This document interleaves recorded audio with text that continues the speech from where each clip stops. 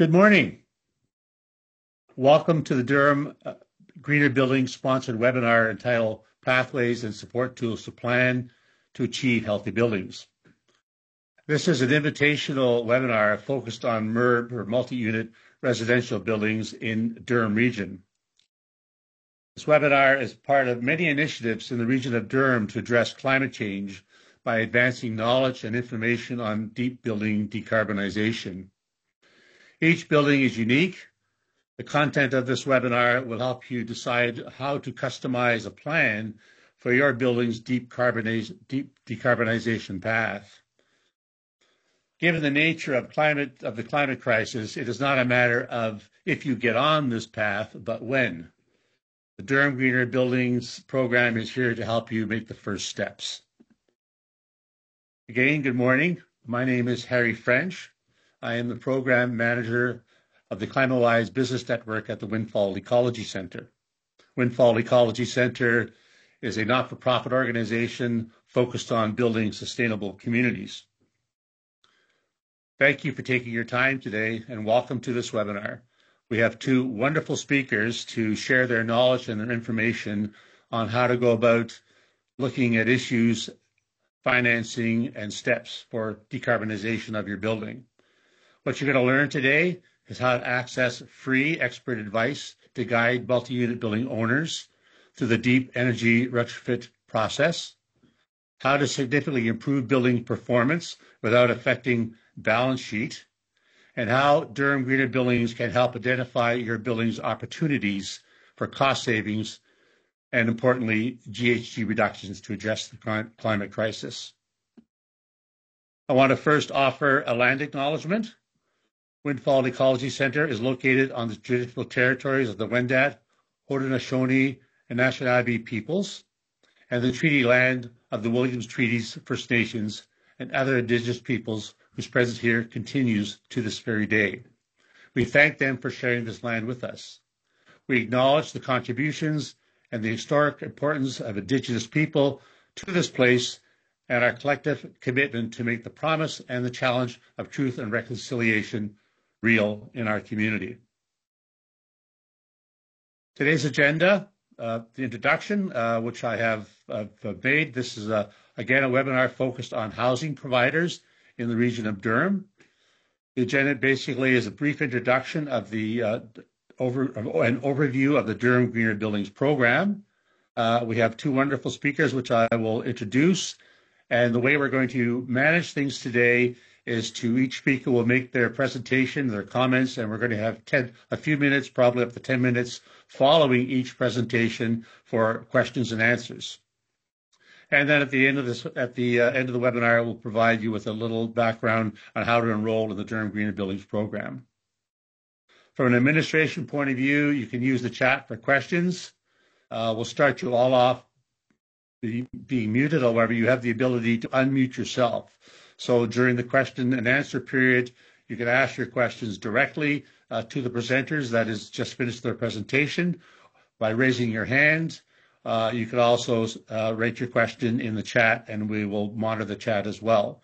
But we have a select invitational group this morning, so we want to encourage a robust interchange and dialogue between us. The session is being recorded and will be for placement on the Durham Greener Buildings website. Just by way of a brief overview, many of you are already aware of this. Durham Greener Buildings is a building benchmarking and disclosure program. It is what we see as the first step in the development of a comprehensive platform to mobilize deep energy retrofits in commercial, institutional, and multi-residential buildings. It's also a public disclosure of energy performance program, and I'll be showing you a performance disclosure map later on. And most importantly for you, as today's example shows, it's a source of intelligence on building decarbonization. But I'd like to provide you with more on Durham Greener Buildings later on towards the end of the presentation. So we have two speakers today. I'm going to introduce them both first of all, and then we'll go to the first speaker. We have Keith Burrows, Director of Low Carbon Buildings with the Atmosphere Fund. Keith will speak on the Atmospheric Fund's Retrofit Accelerator Program.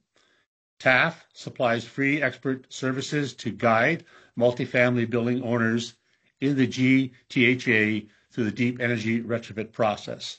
A number of projects will be talked about and demonstrated here today. Keith will discuss how to access this free program and how it will support the long-term scale-up of multi-residential buildings. We also have Beata Damaska, who is Director, Development at Efficiency Capital. Many of you have, again, heard of Efficiency Capital. Beata understands the challenges housing providers encounter in implementing deep energy efficiency retrofits, such as expertise, time, and money, both, of course, in the not-for-profit and the for-profit sector. Beata will delve into how EC delivers fully funded turnkey retrofit projects that include mechanical, electrical, building envelopes, renewable energy, and water saving systems. We're going to start off today with Keith. So Keith is going to take over the sharing screen. I'll just stop sharing and let him grab it. Keith? Yeah, here we go. Let me just share my screen. Let me know if you are seeing my presentation. You're good. Okay, great. So, yeah, thank you for allowing me to participate in this Durham Greener Buildings event. I'm really happy to be here. Again, my name is Keith Burrows. I'm the Director of Low Carbon Buildings for the Atmospheric Fund. I manage our Retrofit Accelerator team, and I'm involved in most of TAF's work that's focused on decarbonizing existing buildings. Let's see if I can. Okay. If you're not familiar with the Atmospheric Fund, or TAF as we're known, we're a nonprofit. We're focused on identifying climate solutions and helping to scale them up for broad adoption. We were founded in 1991 with an endowment originally from the City of Toronto and have been able to expand our work through subsequent endowments from Ontario and the federal government. So we work throughout the GTHA. Our mandate is climate change mitigation, and we do that through policy advocacy, investing in companies and projects that are focused on decarbonization. We provide grants to municipalities and nonprofits that are doing decarbonization work, and we run our own programs. And those usually the programs we run are in areas where we're seeing a challenge or we're not seeing the progress that we'd like to see. The largest program we're running right now is our Retrofit Accelerator, which we launched 3 years ago. Through the accelerator, we support owners of multi-residential buildings navigate the deep retrofit process. And just interestingly, you might hear announcements from other retrofit accelerators that are launching throughout Canada, actually, because the NRCan has funded quite a few of these retrofit accelerators. Each one of them is a little bit different. So I'm obviously just going to focus on the work that we're doing at TAF. The Retrofit Accelerator team at TAF is made up of 8 people right now, and we're growing with expertise in project management, building science, data analysis, engineering, and sustainability.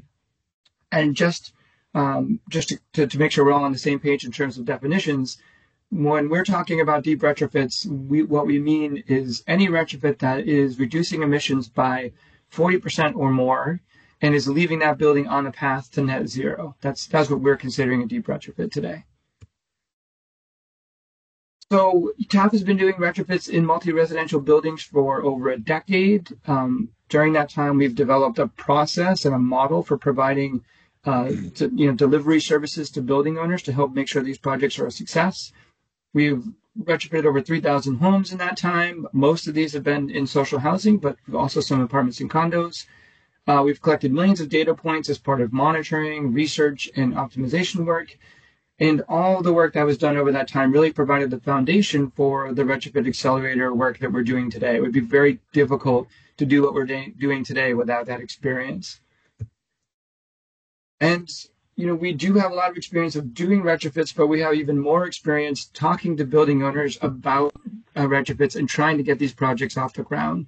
We're very familiar with the barriers to deep retrofits and have determined some strategies for how to address them.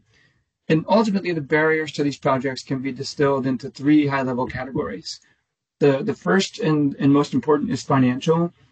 For deep retrofits, when we're talking about electrification and fuel switching, there are high upfront costs today and long payback periods if you're looking at a simple payback. Gas is relatively inexpensive, which makes the business case quite challenging for electrification projects. If you think about the cost of energy on a per unit of energy basis, gas is about a third of the price of electricity today. The second category of barriers is organizational, and this is really just pointing to project complexity and perceived risk. These projects can be quite complex, and not all building owners necessarily have the capacity to tackle a project of that complexity and magnitude. And then the third is market capacity, and this is really just, again, pointing to the fact that we don't really have a market for retrofits today. It's very challenging for a building owner to go to the market and find retrofit partners that have the skill needed to deliver a project at a reasonable price and high quality outputs. Really, the supply of service providers is not able to match demand today. And there are many, many barriers to these projects, but they generally fall into these three categories. So we believe some of the barriers to these projects can be addressed through policy and by establishing a market for retrofits. And our theory of change at a high level, and this is the reason that we established the Retrofit Accelerator, is we want to generate retrofit scale. So the accelerator is intended to generate some retrofit scale to help build market capacity and help to do some market development work to try to develop that efficient market for retrofits. And ideally, there's no need for our services 10 years from now. The market will be able to provide everything a building owner needs at a reasonable cost. The approach we're taking allows us to compress costs through aggregation and standardization. That's the goal. We measure and highlight the social and climate benefits of the work we're doing, which informs our policy advocacy. And then all this work we do and the information we're gathering really creates a foundation for policy changes that are necessary to decarbonize our buildings in the timelines required. Building decarbonization is not going to happen without carrots and sticks. And just want to talk quickly about some of the policies we're advocating for and expect to see in the near future. First and foremost, we have energy and emissions disclosure, which is already required for large buildings by the province through the Energy and Water Reporting Benchmark Regulation. And we're also starting to see municipalities like the City of Toronto and Durham launch their own disclosure initiatives, which is great. This is really the first step in improving building performance. Understanding where you are today is really critical to improvement, and it's a fundamental and extremely important first step. And understanding where we are today is important because building performance is going to have to improve as building performance standards are coming. We've seen them in other jurisdictions like New York City, Boston, and Vancouver, and the City of Toronto is developing the first building performance standard in Ontario. And this is really a transformational policy that will require buildings, larger buildings, to meet specific emissions performance requirements or pay a financial penalty. The policy will allow for a gradual path to mandatory compliance with plenty of time for planning, but essentially the goal is to make sure that our buildings are net zero by 2050 or even 2040. And we're not likely going to be able to do that without a policy like this because we don't have the incentives in place. And then the other policy that we're watching very closely are maximum temperature bylaws. And this is something that Hamilton and the City of Toronto are both actively evaluating. And we expect that these are going to become reality in the next 5 years or so as the climate continues to warm and access to cooling is really going to become a fundamental right. Fortunately, the building performance standards will also address the maximum temperature bylaws because typically we're installing heat pumps to reduce carbon emissions, and heat pumps provide cooling, which is a nice win-win. So what does a retrofit accelerator do? As I mentioned, our goal is to really develop an efficient market for retrofits and to facilitate deep retrofits, helping the building owners navigate the process of doing a deep retrofit by removing or reducing barriers. And the activities that we do generally fall into these four categories, and I'll talk about each of them at a high level. So a lot of the work we do is to originate retrofit projects. We do outreach to social housing providers, municipalities, and apartment building owners, let them know what we do, how we can help. This is a great example of that kind of work. We will co-fund preliminary studies, decarbonization studies, and feasibility studies for building owners that are serious about tackling a deep retrofit. And we'll provide financial support also to condominiums who are looking to do reserve fund studies that will incorporate a decarbonization pathway. And I'm happy to talk more about that for anyone who's interested. We'll also provide support on the funding and financing side of things to help address that business case gap for electrification projects. And this is really helping building owners understand the true business case for retrofits by looking at total cost of building ownership and not simply focused on, simple payback. We identify and keep track of grant and financing opportunities for specific building types, and will help with the application process.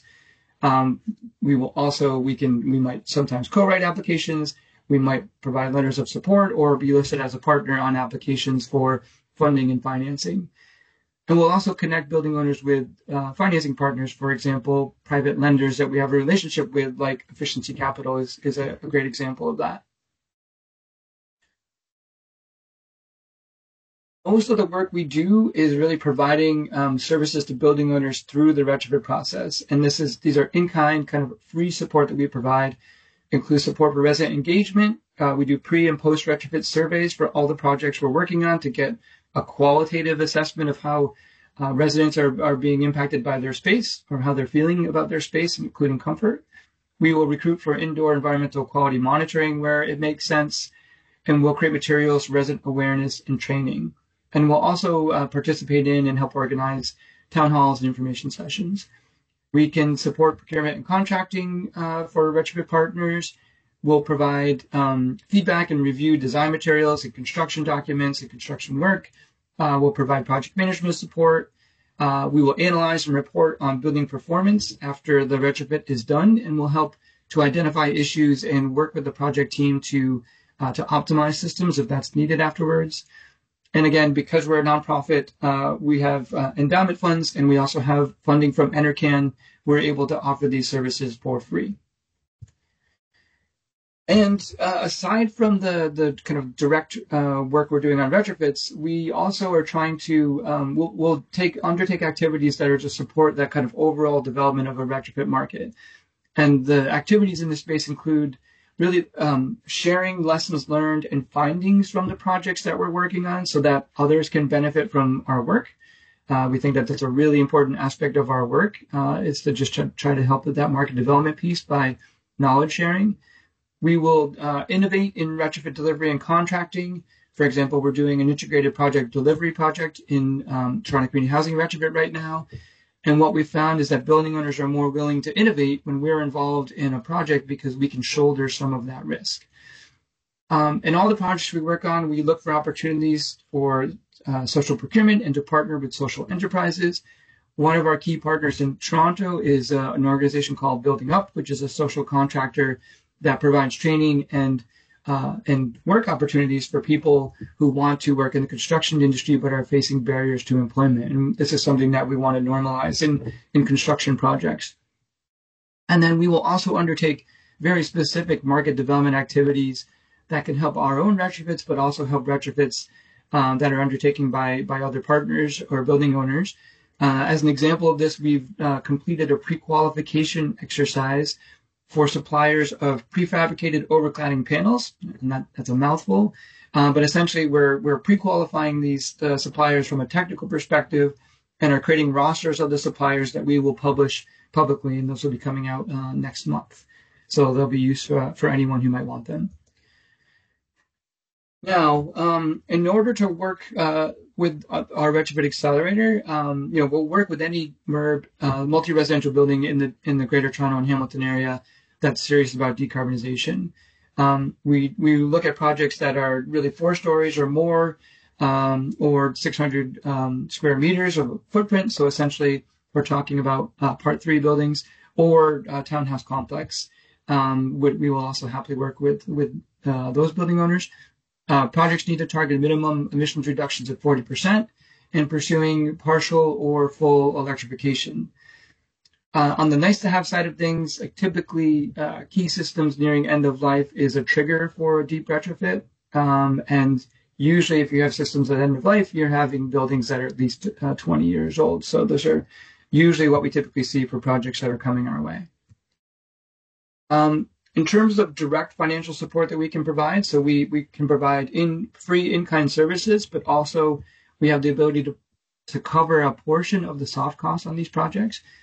We can cover up to 70% of costs for decarbonization studies, and that includes those condominium reserve fund studies that I mentioned, but also decarbonization studies for any multi-residential building.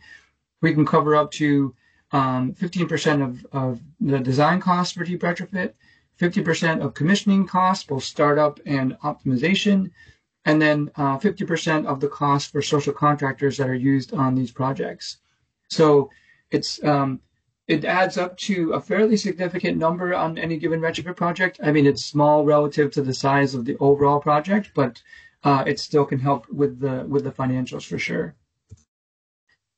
And then just want to reiterate the free support services we can provide. Again, resident engagement, indoor environmental quality monitoring, procurement and contracting, quality assurance on design and pre-design materials, funding and financing support, project management support, measurement and verification. We will do that in-house, and knowledge sharing.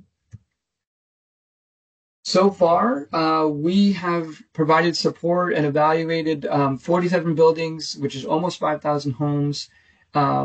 We have 27 buildings with retrofits that are in progress or completed right now. And most of the projects are in social housing, but we're doing a lot more retrofits in private apartment buildings and condominiums, more than we expected at this point, which is kind of really interesting. And we're seeing a fair bit of interest in those markets. And all the projects we're doing include heat pumps of sorts, and nearly all of them are fuel switching projects. And one of the great things about heat pump retrofits is that residents get really excited about these projects if they don't have cooling today. In the first heat pump retrofit we did, which was back in 2017, during construction, we had residents coming up to us going, when is my heat pump getting installed? Can I be next? It was just unusual. Usually there can be apprehension and pushback from residents, but with heat pump retrofits, that's not always the case. The projects we're working on, we're seeing emissions reductions of between 40 and 85%. And in the cost side of things, we're seeing costs that range from $40,000 per suite to over $200,000 a suite in some cases. Really depends on the complexity of the project and how ambitious it is. Simple electrification projects are on the lower end of that range. And then some of the technologies and innovations we're using on our projects include, with heat pumps of all types, air-to-water heat pumps, geo exchange, the typical multi-splits, VRFs. We're using prefabricated overcladding on some projects. Energy recovery ventilation is very common. We're really looking at grid interactive buildings and how we can do peak shifting and demand response with our electric buildings. And we're also really pushing on the collaborative contracting and lean construction. And this is really like trying to look at ways from a process perspective. Like, technologies are very important and innovation in technology is important, but we think that there's a lot that can be done on the process and contracting side of things to improve outputs, outcomes, and reduce costs. And then just some of the funding programs that are available right now. These, folks may be very familiar with these, but there's FCM Sustainable Affordable Housing for affordable housing providers, CMHC's Canadian Greener Affordable Homes, or CEGA as it's known, two really great programs for affordable housing providers, and we've worked with both of these. And then for privately owned buildings, there's CMHC's MLI Select, which is providing mortgage loan insurance relief if there's a mortgage on the building. The Clean Technology Investor Tax Credit, which is up to 30% of a tax credit for installing renewable energy and heat pump systems. And then there's CIB aggregator funding. So this is low-cost capital that can be accessed through CIB aggregators like Efficiency Capital. And I'm sure Beata will be providing a lot more information on that. And yeah, that's it. Thank you for listening. Happy to take any questions if there are any. That's wonderful, Keith. What an array or comprehensive set of services, a suite of services to support decarbonization of buildings. And I can see that the number of projects you've been involved in already are yielding lots of success. Keith, right on time. As I said at the beginning of the discussion, that we're going to take questions now, and we'll do a little bit after if we have time. So if there's any questions that you'd like to ask of Keith, I see one. Any questions you'd like to ask of Keith? I'm looking for you to raise your hand, and I'm going to ask you to unmute and raise your question directly rather than putting it in the chat. And any questions, fair game. Happy to chat about anything. Yeah. Okay, here's one. What can a building owner do now if a deep retrofit isn't a near-term possibility? Yeah, I mean I love that question because I think what building owners can and should be doing now is really, I think, planning for decarbonization in the future. If a deep retrofit isn't on the table right now, creating a decarbonization plan for their building or for the portfolio is key. Both to make sure that the building will eventually be in compliance with future building performance standards, but also to make sure that any investments that are made in the building are not going to become stranded assets and will be in line with kind of future decarbonization requirements. If without a plan, it would be very easy to install gas equipment that might have to get pulled out prematurely in the future. So start planning now.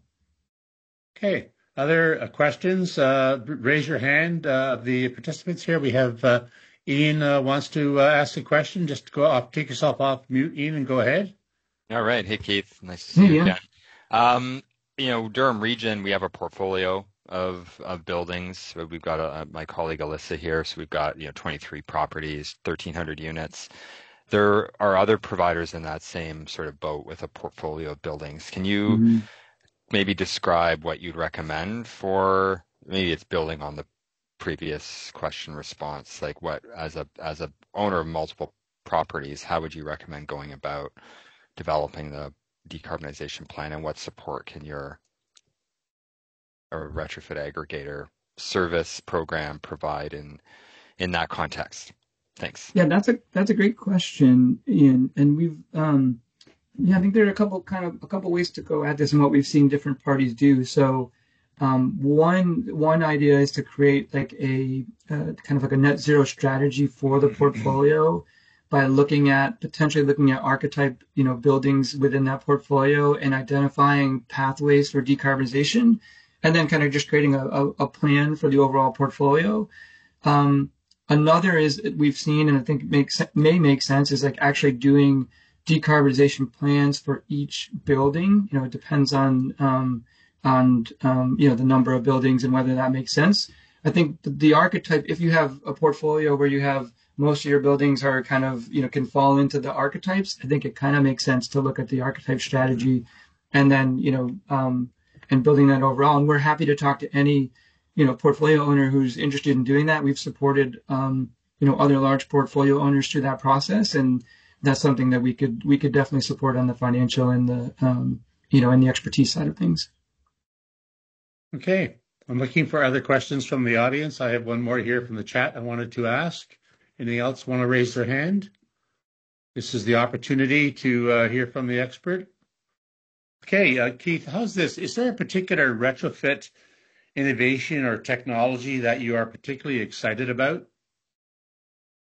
I think there are two things, and one is the I mentioned earlier the kind of the more collaborative contracting approaches and lean construction, because I think it's really important to align incentives and risk in these projects, so that I think there are a lot of costs that the building owners are paying just because of misalignment of contractual risks and obligations. And so I think we're really excited about different contracting models beyond design, bid, build, and then above and beyond that, really grid interactive buildings. I think that's going to be the norm in the future, and so I'm really excited about. We have some projects that are incorporating like phase change materials and thermal storage, in order to be grid responsive. And I think that's something that, is we're really excited about, and something that needs to be standard in all the buildings that we're electrifying is making sure they can be grid responsive. Great. Good. Okay. Well, thanks very much. So one more call for questions at this point in time for Keith on the TAF retrofit accelerator. You'll give you another little shot at this toward the end of the webinar today, but okay. All right, great. Well, thanks, Keith. Right on time. Thank you very much. A little extra time here for Beata as well. Beata, I've made some introductions for you already. Keith, if you could stop sharing screen and let Beata take over, we'll hear about Efficiency Capital's programs with respect to the financing for some of these innovative projects and the kinds of things that need to be addressed in her model, or Efficiency Capital's model, as an energy service provider. Beata. I am just going to share my screen. Yeah, very good. Just got to expand your slide. The slide, there you go. You're great. How's that? Okay. You're wonderful. Perfect. Go ahead. Perfect. Thank you, Harry. And thanks to Windfall and Durham for putting this on and inviting us to this really important session. So I guess I'd like to just start off by introducing myself. Harry already did that. Beata Damanska, Director of Development for Efficiency Capital. And my primary focus is working with the nonprofit affordable housing segment, as well as other nonprofits such as government and some of our partners. So I'm deeply familiar with all of the challenges that affordable housing, social housing providers have in terms of implementing energy efficiency projects. So just in terms of who we are, sorry, I'm just not seeing my notes here. There we go. All right, perfect. Sorry, I'm not a Microsoft expert. So who Efficiency Capital is? So we are Canada's first energy as a service company. And interesting fun fact, we were created by the Atmospheric Fund and launched in 2015 to expand on the work that TAF was doing. Part of the work that they do, which is working with multifamily buildings. So we are developers, investors, and owners of energy efficiency projects in the built environment. Our fund that we have to deploy into projects has over $110 million. And this is made possible by the support of various impact investors. So that includes the Canada Infrastructure Bank, who we are an aggregator for, as well as TAF and other investors and foundations.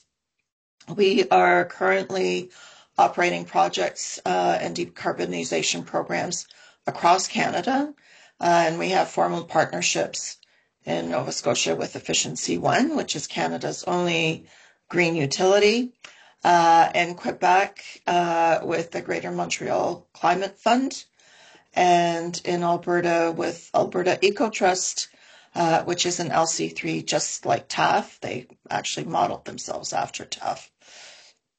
And also run a retrofit accelerator program. So we provide smart impact capital to building owners that allows them to preserve their capital for core business functions, and while also enabling building owners to transition their properties along the path to net zero. making buildings more energy and cost efficient. So by providing up to 100% of the upfront capital required for these projects, and by certifying the outcomes of the projects using standards such as the Investor-Ready Energy Efficiency Certification, we transfer the performance and financial risk away from the building owner and onto us, and that gives building owners additional confidence in their retrofit projects. And so by leveraging our extensive partner and vendor networks, we can quickly scale up and scale down the capacity that's required to execute projects anywhere at any time. Outsourcing to project development partners also allows us to create local economic development benefits in the communities we work in, ensuring that we remain vendor agnostic, vendor and service agnostic in our approach, always choosing the right solution to meet the client's objectives. And lastly, our turnkey open book approach allows building owners to implement deep retrofits with multiple measures simultaneously with confidence and speed. So a whole system approach in terms of retrofits allows building owners to leverage lower hanging fruit, so low cost measures such as water conservation and lighting, to reduce the overall simple payback of higher cost measures such as makeup air units or heat pumps. A deep retrofit, in addition to some of the other considerations when we're looking at in terms of evaluating the business case, but a deep retrofit really offers the building owner the best financial value from the project while making the building more efficient, and a desirable asset. So in terms of how we work, in the simplest terms, we invest up to 100% of the retrofit cost and then get paid back fully or partially from savings over time. We have 3 core investment products that share features with some variations. Our ESPA is a savings guaranteed approach where the building owner pays us back exclusively from a predetermined portion of the utility savings realized as a result of the project. And the ESPA model was developed by TAF, and that we now exclusively use. Our energy upgrade agreement is a pay for assurance approach where the savings are certified by IREE that I mentioned, but repayment to us is fixed.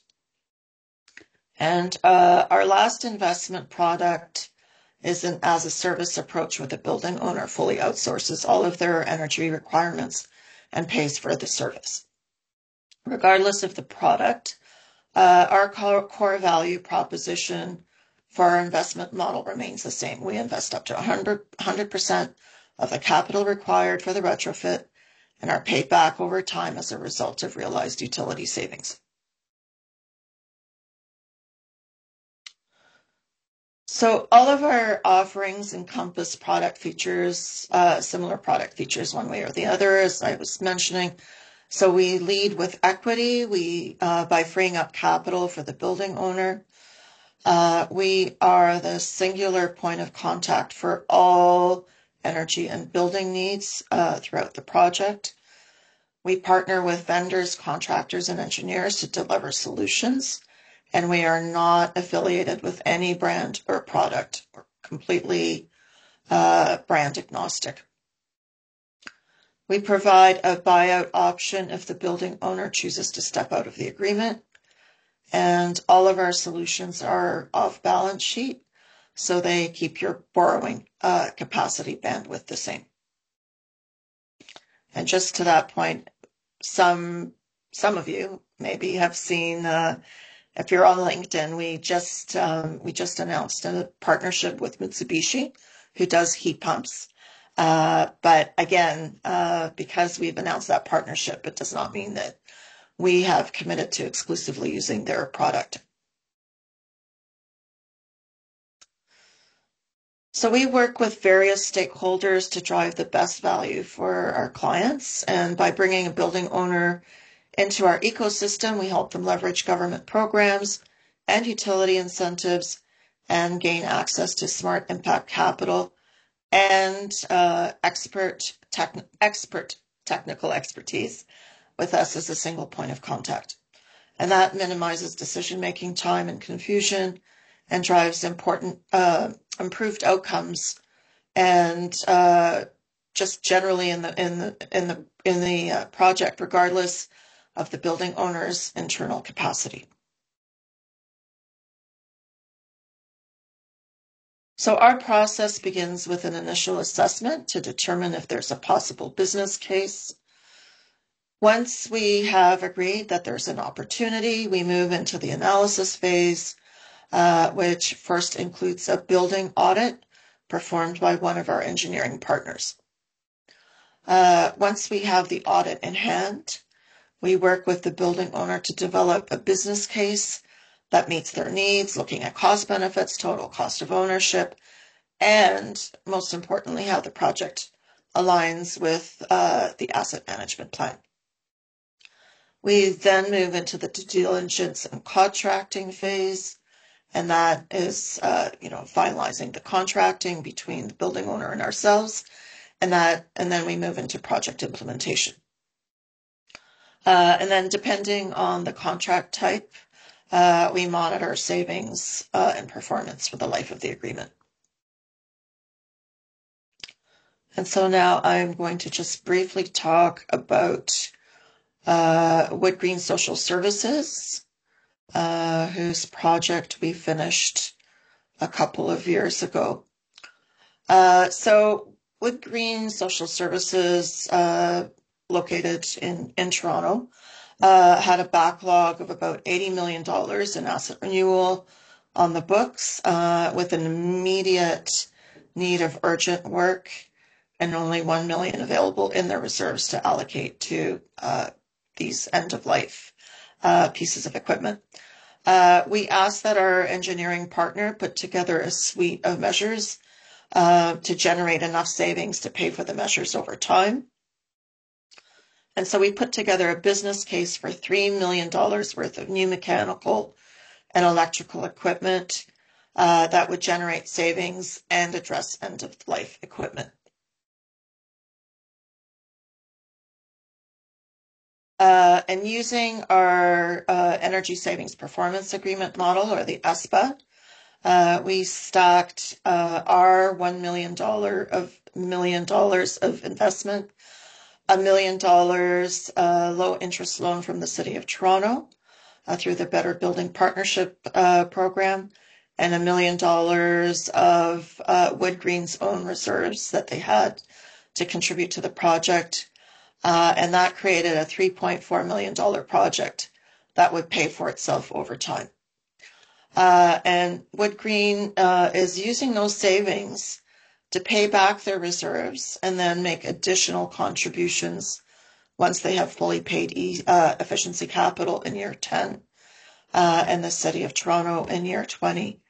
And that investment, so their $1 million investment, will translate into a $6.1 million benefit to their reserves by year 30. So that's the magic of green projects and green investments. And that is it for my presentation. Thank you, Beata, and great to have a real example such as Wood Green. Although I noticed also from the one of our participants talked about they'd love to have $1 million reserve in their budget, but maybe working on this project you might be able to achieve that. So I'm asking again now for questions from our participants, specifically on efficiency capital and Beata's presentation, a clarification on some of the points that she's made, and we'll take a few minutes to do that. Any, just raise your hand in the chat, or raise your hand or put your question in the chat. Yas, my colleagues monitoring the chat, and I'm looking for raised hands on the participants. Okay. Here's something here. How does efficiency capital's approach differ from traditional financing or self-funded retrofits? Good question. Well, I guess actually, I'm just quickly going to address your comment about the $1 million reserve. We like to use Wood Green as an example of housing providers in the social services realm.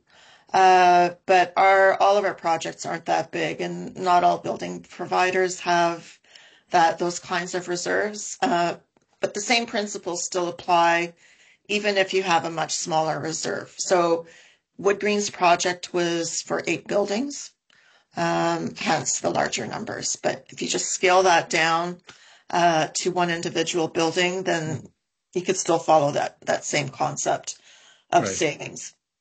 Yeah, good. So in terms of how we differ from, say, self-funding, so typically building owners have a reserve fund with an asset management plan in their building condition assessment. It identifies what gets replaced when, and then hopefully, no boiler blows up in the meantime before the predetermined sort of due date when that asset is supposed to get replaced.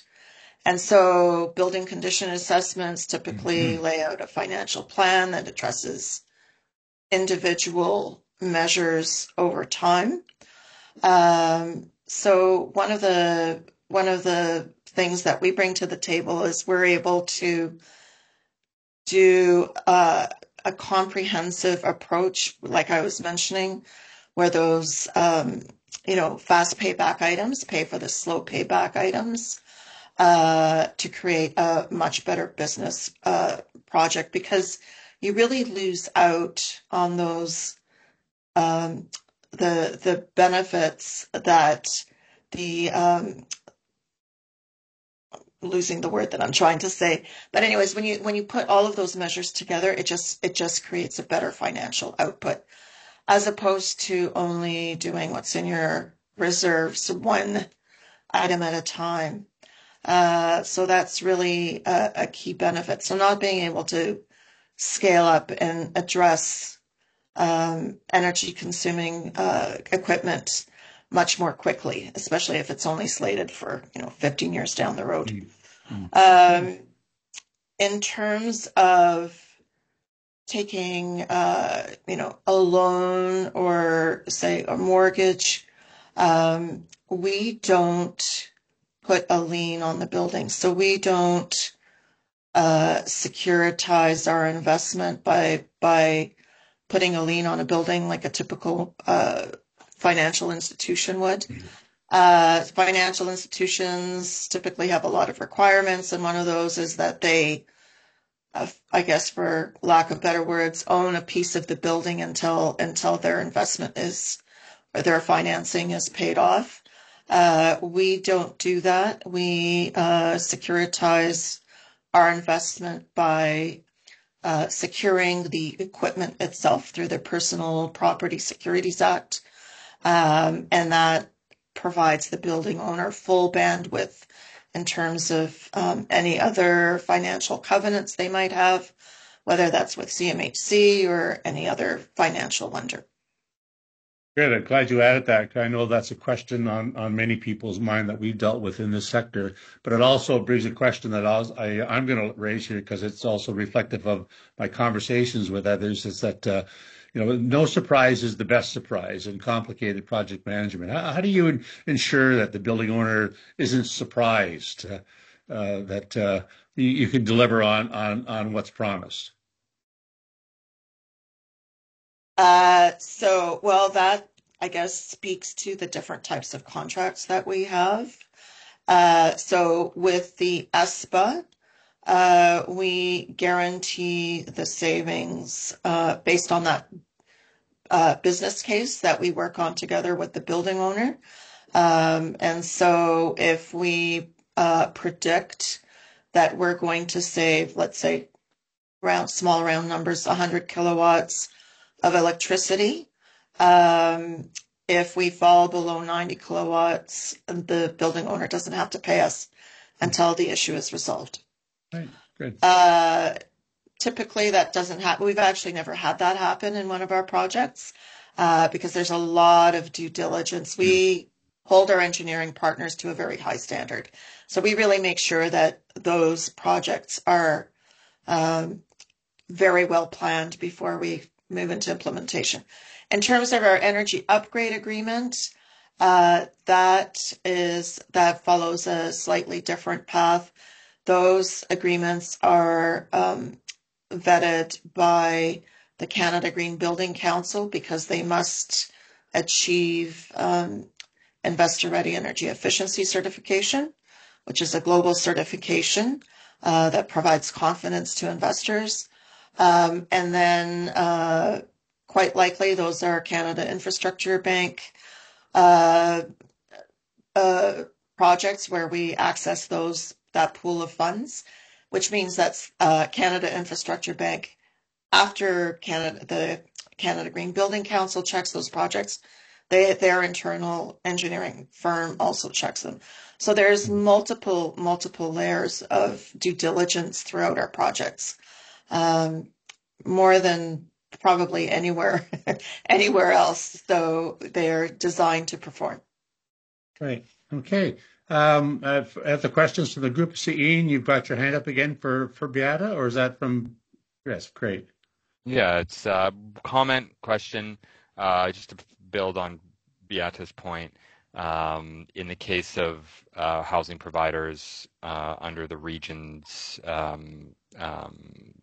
purview as the service manager, we would also be providing support in terms of due diligence on the agreements and the project to make sure that, or provide some additional advice and guidance to any housing provider that might be interested in considering such a project, and recognizing that it might not work for everyone.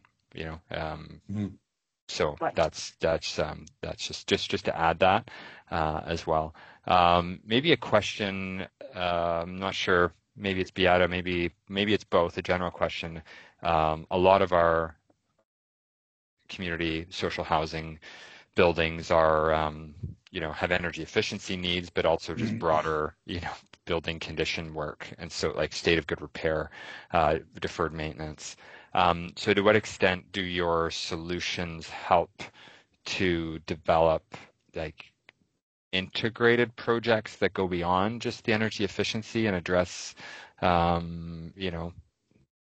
leaky basements, parking garage issues if they've got a parking garage, those sorts of things that are often part of the need. Can you speak to that, please? Thanks. Sure. So just in terms of the actual measures that we are able to fund, any measure where there's a benefit to reducing energy consumption.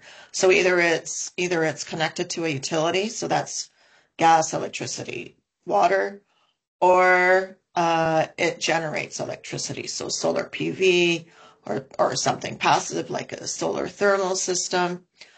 Having said that, I have a project that I'm working on. We have a couple actually, where we are replacing the roof in order to facilitate a new solar PV installation because the roof wasn't in good shape.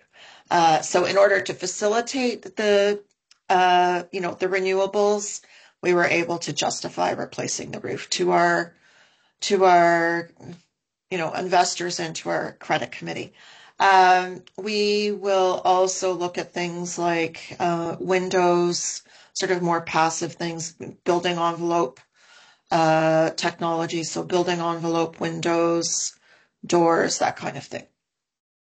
And then just in terms of how we put that all together, we really like to work with the building owner with their asset management plan and make sure that it makes sense in terms of what's upcoming, because the business case improves dramatically when you've already planned for a lot of these things in your building condition assessment.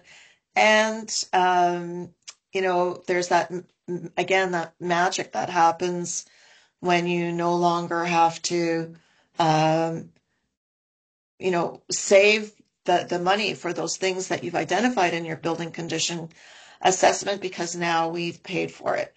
So you can take those funds and redeploy them to other priorities. So sorry? No, go ahead. Sorry, I interrupted. Yeah, we really we look at the building in a very holistic way, and we look at the building plans in a very holistic way to make sure that it makes a lot of sense for the building owner. Keith, do you have anything to add to that? Oh, no, I mean, I would just say that, yeah, Okay. we're from our perspective, the projects we're working on, we're, including deferred maintenance work, it's pretty standard in some of the social housing projects we work on. And yeah, as long as the project's meeting our overall requirements, then, anything else that can be included, it makes sense to do it at the same time. There's certainly synergy there. So yeah, we would support that. Okay, so I'm Thanks, providing a key. Did you want to add to that, Ian? You No. good? Okay. Maybe I would just say just to back it up with our own buildings, some of our social housing buildings, we are incorporating state of good repair work with a deep energy retrofit project to be able to access FCM dollars, and we're working with TAF as well. So just to sort of that philosophy is definitely working in our context as well. Thanks. Great. And Harry, I just wanted to say one more thing, is just that Beata and I, we're frequent communicators. Efficiency Capital and TAF work well together, so it's not like an either or scenario. We're happy to partner together on projects, and in a lot of cases, I think it makes sense to do that. So I just wanted to make sure that was clear. Yes, no, and Beata referred to that in terms of being incubated through TAF. So this is the a final call for questions from our participants to Keith or Beata on any of their presentation material here. Anybody wants to raise their hand and unmute and ask a question, this is your opportunity. We will again have this material available on our website. The recording will also be sent out to you, so you'll have some time to reflect on some of the interesting facts that have been shared with you. So last call, nothing in the chat. I'll just check on that again. No, we're good there. And okay, great. So I just wanted to finish off. I will thank Beata and Keith a number of times throughout this presentation, but thank you for your very comprehensive overview of where to begin and how to finance off balance sheet some of these sort of complicated projects. So thank you. Durham Greener Buildings is all about starting the process for you. You've heard the anecdote before. You can't manage what you don't measure. So we have some ambitious goals of engaging building owners across the building sector, primarily the commercial building sector in the region of Durham, by engaging them through participation in the Durham Greener Building programs. We build a relationship with them and allow them to access resources such as you're hearing today from Beata and Keith. Again, we have ambitious targets of trying to engage with over 1,100 buildings in the next number of years from both the private and the public sector. Right now, our focus is dominantly on the public sector and the MERB sector in the region of Durham. It's a volunteer program that builds on the provincial EWRB, or energy and water reporting and benchmarking for buildings over 50,000 square feet. So once we have engaged with organizations, the program offers a building challenge, which is modeled on the U.S. Environmental Protection Agency's Battle of the Buildings program, where we're kind of friendly competition to achieve energy performance through various metrics that are shown by Energy Star Portfolio Manager. We're into our first year of that this year. voluntary public disclosure, and I'm going to show you a map later on that we're using. And one of the key elements of the program is we have an annual recognition event where we are bringing attention in the broader community to the good works that buildings within the region of Durham have started or are beginning to start. Our awards recognition evening is scheduled for November the 13th in the town of Whitby, and you'll all be getting an invitation to attend that. Our challenge website is up and live and is starting to be populated with resources. So if you want to find more about what we're doing and how you can get involved, you just have to visit our Durham Greener Buildings website, and you'll get that information for it readily available. It contains many, many resources. We'll have posted today the webinar that you're seeing today. We're also in the process of just putting in a new buildings decarbonization page under our resources section. This will be a collection of the best websites across Canada for benchmarking and building decarbonization, dealing with areas such as funding, policy, research, progress on climate goals, etc. So if you want to keep informed of what's going on in building decarbonization and climate change in general, this is the site to come to. We have an enrollment form. It's pretty easy to fill out in terms of participants can register for the Durham Greener Buildings program. There's a terms and conditions that we ask you to sign. Our program does parallel a similar program in the city of Toronto and what you're also seeing in the city of Ottawa called Better Buildings Ottawa, and it certainly is a precursor to the kinds of activities that Keith mentioned regarding temperature maximums and building performance standards. You got to start, first of all, with what you know about your building. So again, it's a voluntary program. What our plan is as we get metrics on the Energy Star Portfolio Manager, we'll be able to publicly disclose that information and create a friendly situation and building that momentum to address that existential threat of climate change that we all have to build on. Once you're involved in the program, we'll also produce a little sample building report, or here's a report that is a sample of something that will come from the metrics that's produced by Energy Star Portfolio Manager. So you'll have an energy utilization index. You compare your MERB to other MERBs that are comparable within your community or from the broader provincial database. Other data points that can help reinforce with your management benchmarks that you need to aspire to in order to address the issue of reducing greenhouse gas emissions from your buildings. So with that, I want to encourage you to get engaged with the Durham Greener Buildings program. Reflect on the conversations you heard today from Beata and Keith. Be aware that we'll have other webinars like this in the future that are directed towards your needs. And get involved, get on the path for decarbonization of your buildings. It's like I said earlier on, not a question of if you're going to do it, it's a question of when. If we're going to meet our targets for greenhouse gas emissions and some of the ambitious goals that are set in the region of Durham for their declaration of their climate emergency. So thank you very much for your time. Giving you back a few more minutes of your day, but we wanted this to be a session that wasn't rushed and that we could get as much interaction as possible. Thanks very much, and I will sign off the webinar and look forward to you participating in other events in the future.